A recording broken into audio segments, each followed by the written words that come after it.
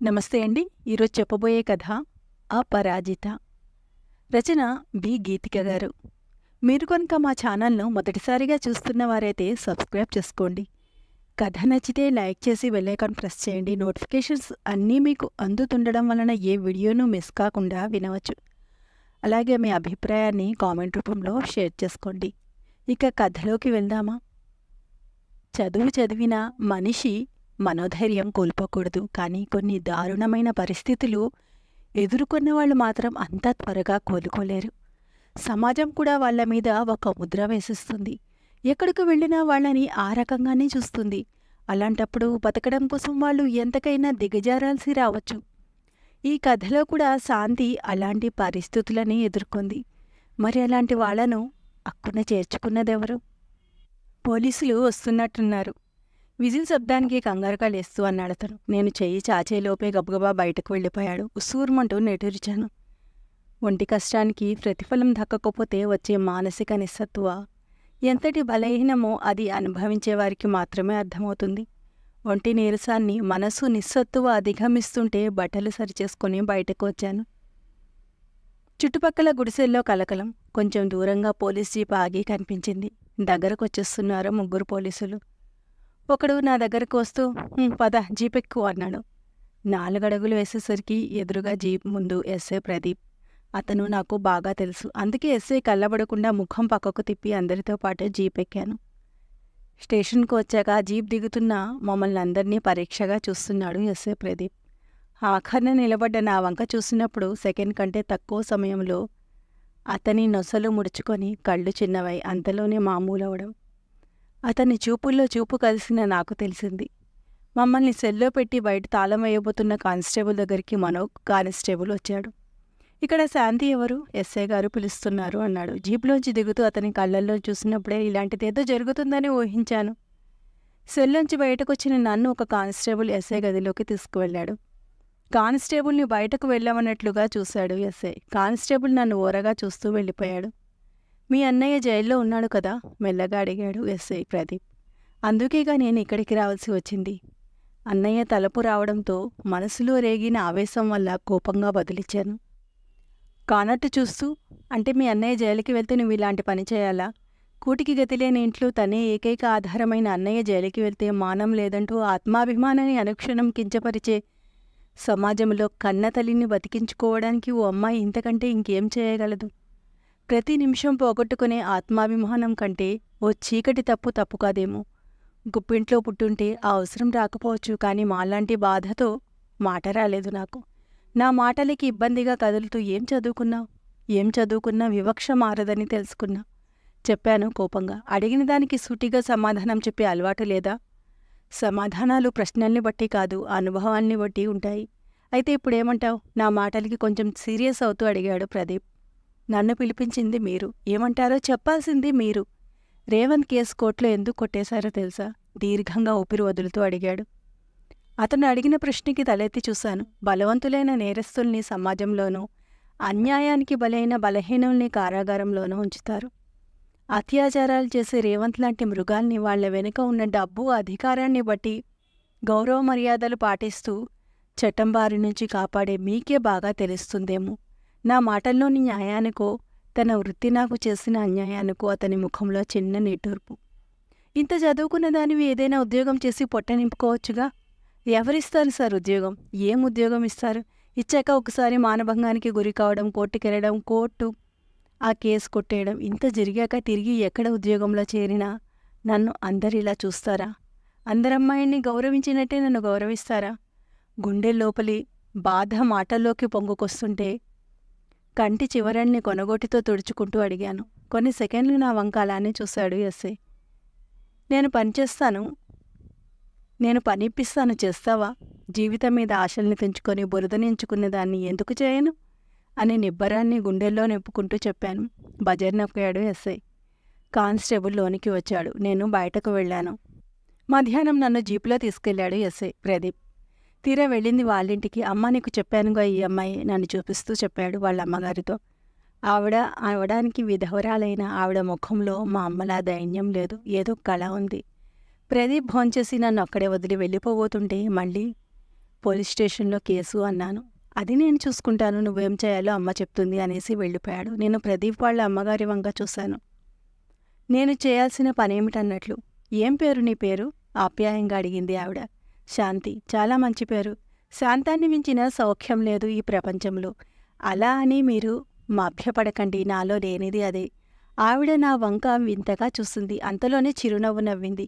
ఈ సమాజంలో రేవంత్ లాంటి వాళ్లే కాదు, మీ అన్నయ్య లాంటి వాళ్ళు ఉంటారు.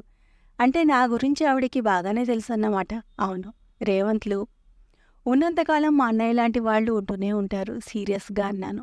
నా జీవితం ఇలా అవ్వడానికి కారణం రేవంత్ అని గుర్తుకు రాగానే రేగిన ఆవేశాన్ని లోపలే అదుముకుంటూ నేనేం చేయాలో చెప్పండి అన్నాను సౌమ్యంగా.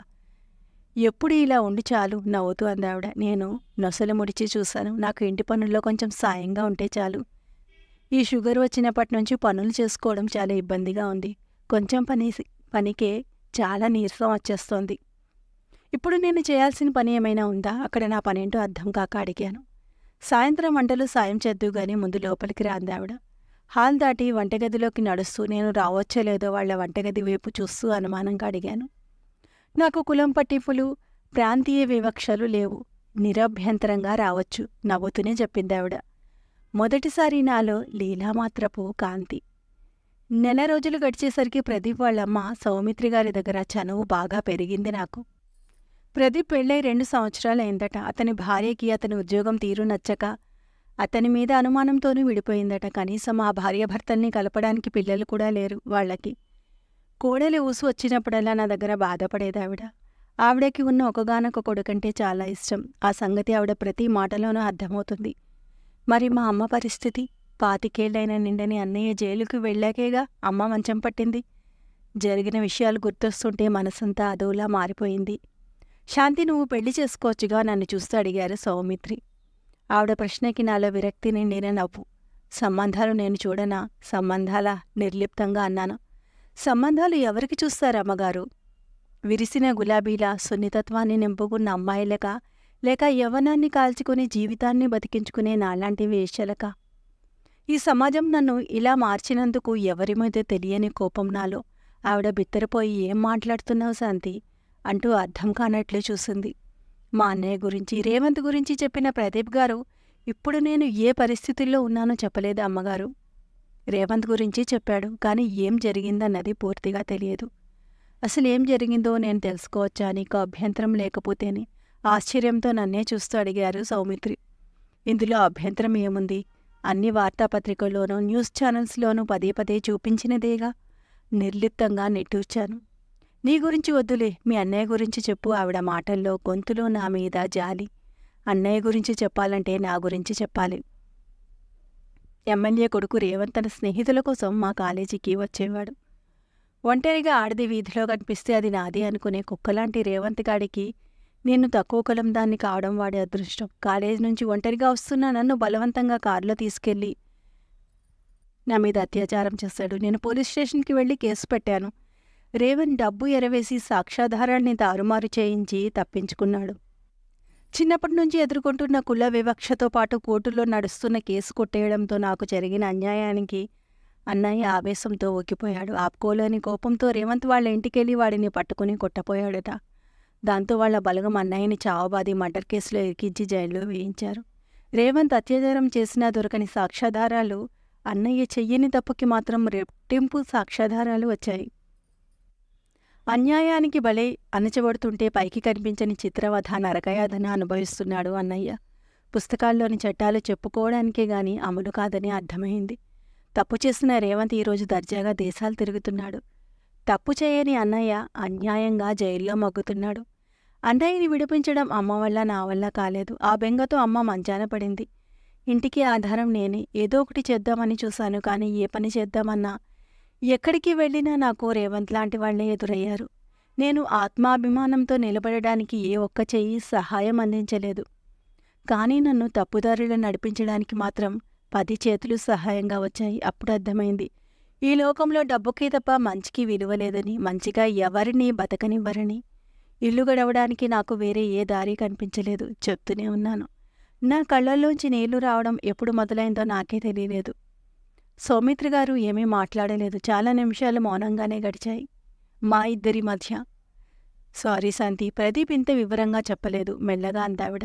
ఎలా చెప్తారు? చెప్పిన తర్వాత ఎవరైనా అసహించుకోవడమే కదా అన్నాను కళ్ళు తుడుచుకుంటూ. శాంతి, ఎందుకలా అనుకుంటావు? మందలిని ఇస్తున్నట్లుగా అందావిడ. నా పరిస్థితులు నాకు అలాంటి ఆలోచనలే నేర్పాయి అమ్మగారు. పరిస్థితులే తప్ప నువ్వు చదువుకున్న చదువు నీకు ఏమీ నేర్పలేదా? ఎదురు ప్రశ్నించిందావిడ. చాలా నేర్పింది అమ్మగారు, కానీ ఆ చదువు నా పరిస్థితులకి ఎందుకు ఉపయోగపడలేదు. చదువుకున్న మనుషుల్లో కూడా ఎవరూ నన్ను అర్థం చేసుకోలేదు. ఇంకా చెప్పబోతూనే ఉన్నాను, ఎవరి గురించి వదిలే. ఎన్ని రోజులుగా నన్ను చూస్తున్నావు, నీ గురించి తెలిసిందిగా. నేను కూడా అసహించుకుంటున్నానా? మంచితనం. నన్ను అదోలా చూసిందావిడ. శాంతి, ఇప్పుడు నువ్వు ఖాళీయేనా అని మధ్యాహ్నం భోజనం చేశాక అడిగారు ప్రదీప్. చెప్పండి, ఖాళీగానే ఉన్నాను. ఏమిటి అన్నాను తల తిప్పి చూసి. మీ అన్నయ్యని ఎప్పుడు చూసావు? ఈ మధ్య చూడ్డానికి వెళ్ళలేదనుకుంటా అన్నారు నా వంక చూస్తూ. వెళ్ళలేదన్నట్లు తల అడ్డంగా ఊపాను. నేను అటే వెళ్తున్నాను, వస్తావా అనగానే వస్తానన్నాను. నిజమే, అన్నయ్యను కలిసి 3 నెలలు దాటింది.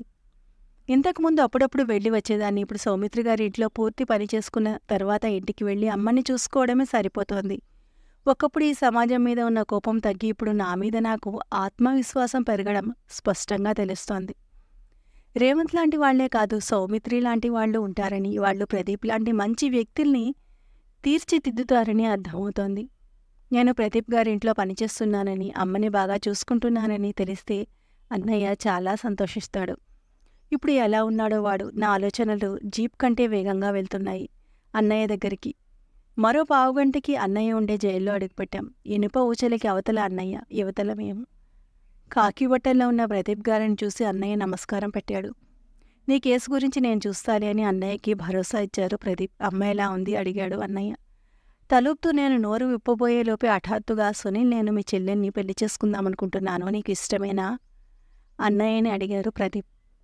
నాకు నోటమాట రాలేదు. అన్నయ్యకి అలానే ఉందేమో. రెప్పవాల్చకుండా ఆయన వంకే చూస్తూ ఉండిపోయాడు. ఈ సమాజం, చట్టం మీకు న్యాయం చేయలేకపోవచ్చు సునీల్, కానీ సాటి మనిషిగా నేను మీకు న్యాయం చేస్తాను అన్నారు ప్రదీప్. ఆయన మాటలు నాకు అస్సలు రుచించలేదు. మాకేదో అన్యాయం జరిగిందని మీరు పని ఇచ్చినట్లు పెళ్లి చేసుకోనక్కర్లేదు. నాకు మీతో పెళ్లి ఇష్టం లేదు వెంటనే అన్నాను. అవును, నాకు ఈ పెళ్లి ఇష్టం లేదు. ఎక్కడా ఎస్ఏ ప్రదీప్, ఎక్కడా నేను? వాళ్ళకి మాకు ఎన్నో అడ్డంకులు, అవాంతరాలు ఎన్నో. జాలి పుడితే ఒక పూట అన్నం పెట్టచ్చు, డబ్బు సహాయం చేయవచ్చు, పని ఇప్పించవచ్చు, కానీ పెళ్లి చేసుకుంటారా? అలా పెళ్లి చేసుకుంటే నాకు పెళ్లి అని సాయం చేస్తూ వాళ్ళు ఏం కోల్పోతారో వాళ్లకంటే నాకు బాగా తెలుసు. అందుకే నాకు ఈ పెళ్లి ఇష్టం లేదు. సునీల్, నీ మాట ఏంటి? నేను అడుగుతున్నది నిన్నే అన్నయ్యని అడిగారు ప్రదీప్. అన్నయ్య అయోమయంగా తలుపుతూ నాకిష్టమే అన్నాడు నా వంక చూస్తూ. ఒరే, నీకేమన్నా పిచ్చా? నువ్వు జైలుకెళ్ళాక నేనేం చేస్తున్నానో నీకు తెలుసా? అమ్మని ఎలా చూసుకున్నానో తెలుసా? ఎలాంటి డబ్బుతో గొంతు చించుకొని చెప్పబోతున్న నా నోటిని అదిమేస్తూ నన్ను బయటకు లాక్కొచ్చాడో ప్రదీప్. ఇప్పుడు ఆ విషయాలన్నీ ఎందుకు? ఎర్రబడ్డ కళ్ళతో నా వంక చూస్తూ అడిగాడు ప్రదీప్. అవసరం లేదా? మీరు చేసుకుంటానంటున్నది. నా మాటలింకా పూర్తవలేదు. ఎందుకు పదే పదే జరిగిపోయిన గతాన్ని తవ్వుతావు? నేను వాటికి దూరంగా ఉండాలనుకుంటే మీ అన్నతో, మా అమ్మతో, అందరితో చెప్పుకోవాల్సిన గొప్ప విషయాలా అవి? నా ఆవేదన అతనికి అర్థం కావట్లేదన్న ఉద్రేకంతో ఈరోజు వాటికి దూరంగా ఉందామనుకుంటున్నారు. రేపు ఎక్కడికెళ్ళినా ఈ విషయం మిమ్మల్ని వెంటాడుతూనే ఉంటుంది. లోకుల మాటలు మిమ్మల్ని శూలాల్లా గుచ్చుతాయి. నా అసహనాన్ని భరిస్తూ తనని తాను దమాయించుకున్నట్లుగా దీర్ఘంగా గాలి పీల్చి వదిలాడు ప్రదీప్. నా వంక శాంతంగా చూసి, మనం చేసేది మంచి పని అయినప్పుడు సమాజానికి జడిసి మానేయకూడదు శాంతి. ఆ మంచి పని చేసి సమాజానికి ఆదర్శంగా నిలవాలి.